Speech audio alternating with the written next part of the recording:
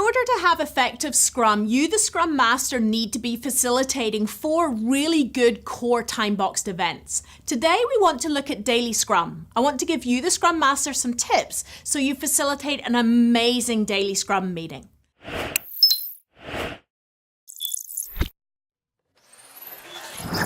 A reminder, the Daily Scrum meeting is not a status update. It is the team syncing their activities for the next 24 hours.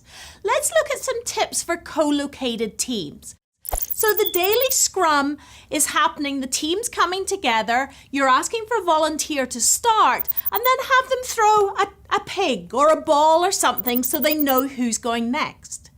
If you have someone on your team who's particularly long-winded, you could perhaps use an egg timer to limit the amount of time that they're talking.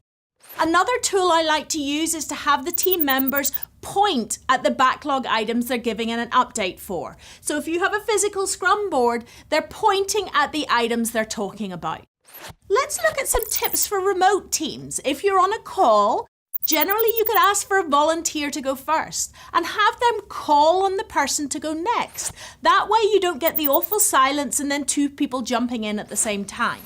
And now some general tips. It's called the Daily Scrum. It's often called the stand up. Whether your meeting is remote or co-located, everyone should be standing up. They're less likely to be long-winded. Use a parking lot. If people are answering anything other than the 3 questions, have them put their item in the parking lot. And finally, celebrate. When the team gets a product backlog item to done, they should be celebrating getting it to done. For more Scrum tips, visit the Brain Trust website, and you'll also find information there about our upcoming classes.